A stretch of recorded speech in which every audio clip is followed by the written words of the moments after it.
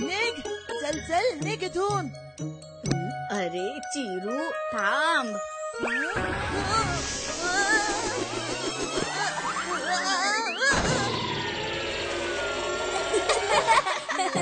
पण अम्मा, ते माझं पाणी पित होतं. पाणी कोणाचं नसतं. तिला तहान लागली होती म्हणून ती पित होती. आणि पाणी पाजणं तर पुण्याचं काम असतं चिरू. सॉरी अम्मा. अम्मा, चिरूला स्टोरी शिवाय एखादी गोष्ट कळतच नाही. खट्याळ कुठले, तुम्हाला तर फक्त गोष्ट ऐकण्याचा बहाणा हवा. ठीक आहे, ऐकवते. ये, इट्स स्टोरी टाइम विथ सुधा अम्मा.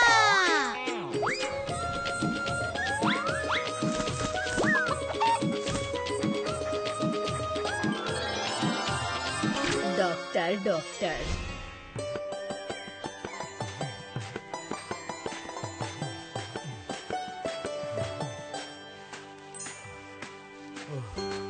गर्मी.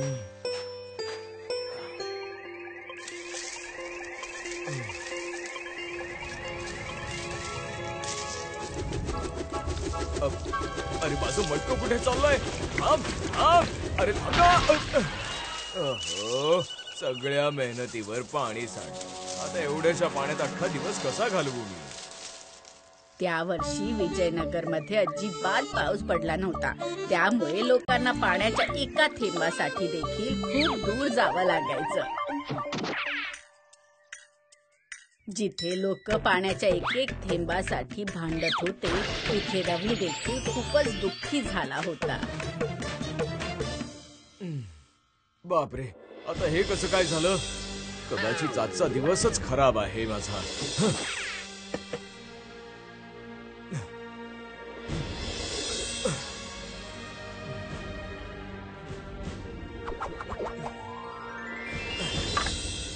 अरे बाळा, ऐक रे.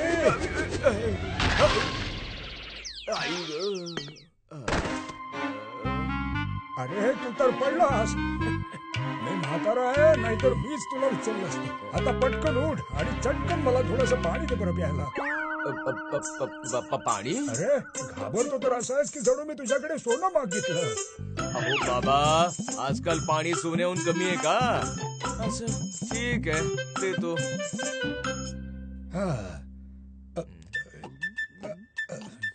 थोडं आणखी पाणी दे.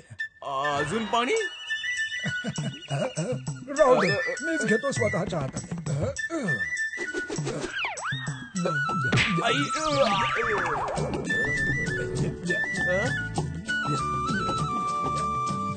सगळं पाणी प्यायला काही हरकत नाही. असं म्हणतात की पाणी पाजणं तर पुण्याचं काम असतं. बाळा, तू खरंच खूप दयाळू आहेस. ज्याप्रमाणे तू या म्हाताऱ्या बाबाची मदत केली असते, त्याचप्रमाणे सगळ्यांची मदत करत राहा. तुझ्यावर देवाची कृपा होईल.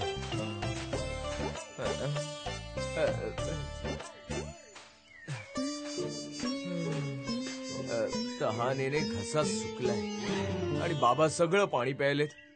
आता काय करू?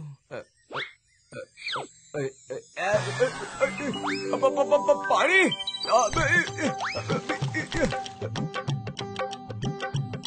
हा काय चमत्कार आहे. वाह, केवढं निर्मळ आणि गोड पाणी आहे हे. कसे आहात रवी दादा?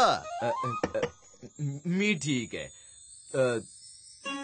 तुझा पाय अजून ठीक नाही झाला वाटतं. काय सांगू दादा, हकीम, वैद्य, औषध सगळं झालं, पण काहीच फायदा नाही झाला. अरे धीर धर, ठीक होईल.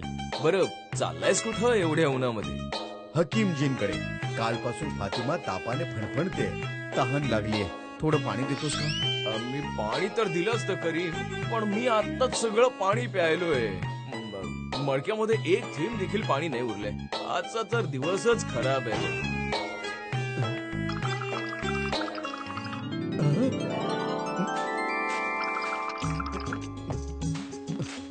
काय दादा, मीच भेटलो होतो का तुम्हाला मूर्ख बनवायला?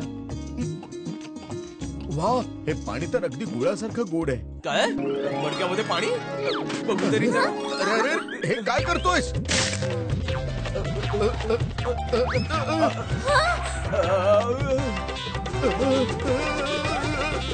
अरे करीम, सांभाळ स्वतःला. अरे माझा पाय तर ठीक झाला. हं? रवी दादा, तुमच्या पाण्यात खरोखर जादू आहे. अरे फातिमा, घे तू सुद्धा पी.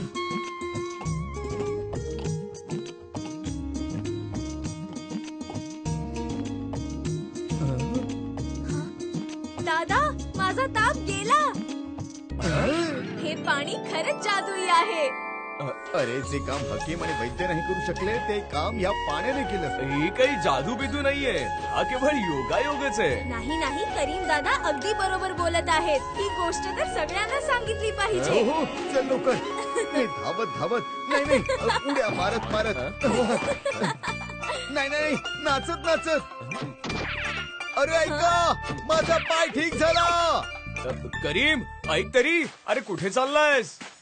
रवीच्या जादुई मडक्याची गोष्ट संपूर्ण विजयनगरमध्ये आगीसारखी पसरली आणि आश्चर्याची गोष्ट ही होती की त्या मडक्याचे पाणी कधीच संपत नसे आणि लोक ठीक सुद्धा होऊ लागले.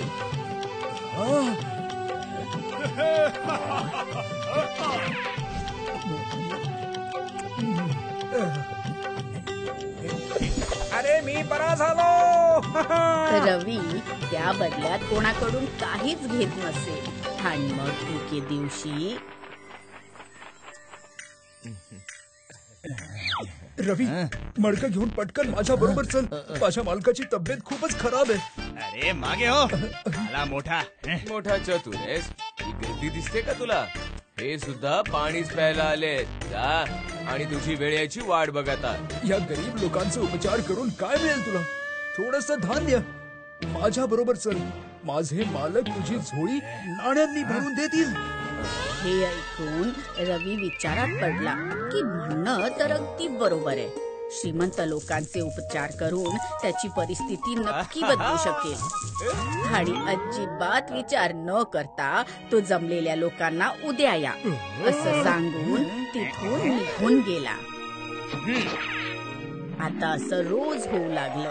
रवी सगळ्यांना सोडून केवळ श्रीमंत लोकांचा उपचार करू लागला.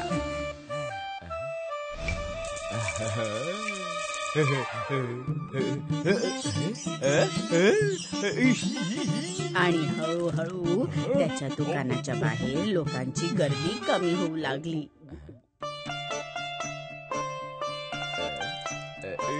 अरे बाबा,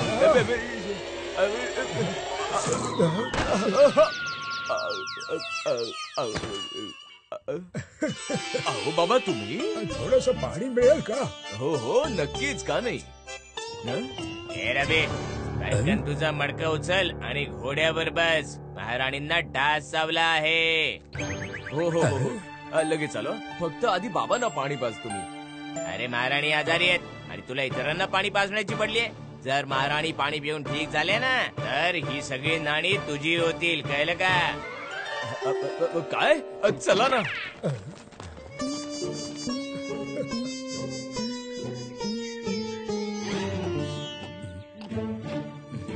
जादुई पाण्याचा राणीवर काहीच परिणाम होत नव्हता.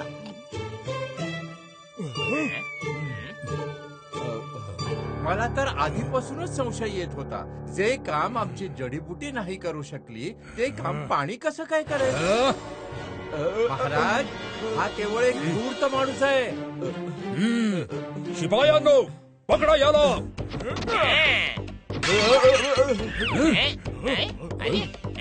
तो बघा,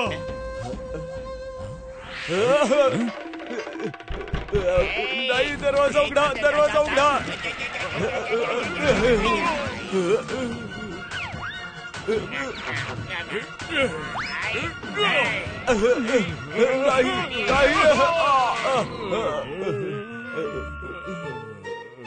मूर्खा, दूर हो माझ्या समोरून.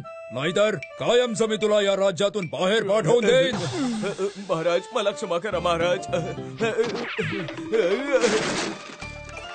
रवी जीव वाचवून स्वतःच्या दुकानात येतो, मात्र तिथे कोणीच नसतं. त्याच्या लक्षात येतं की हे सगळं त्याच्या वृद्ध बाबांमुळे झालं होतं. रवीला त्याची चूक लक्षात येते की कशा प्रकारे त्याने काही पैशांसाठी गरीब लोकांची मदत करणं सोडून दिलं. खूप मोठी चूक झाली माझ्याकडून.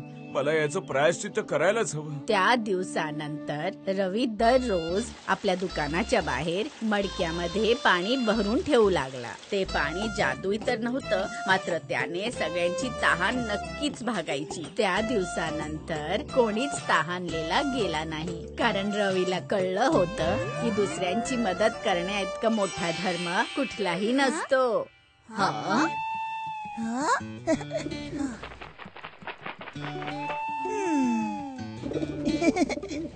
असं दिसून येतंय की चिरूला गोष्टीचा अर्थ चांगलाच कळलाय. हो ना चिरू? If you like this video, subscribe to our channel Murthy Media. कुठल्याही गप्पात येते मी अलगद, हवं ते चाखते, गट्टम करते, साधासा खरा खरा किस्सा सांगते. आलेच मी आंबट गोड घेऊन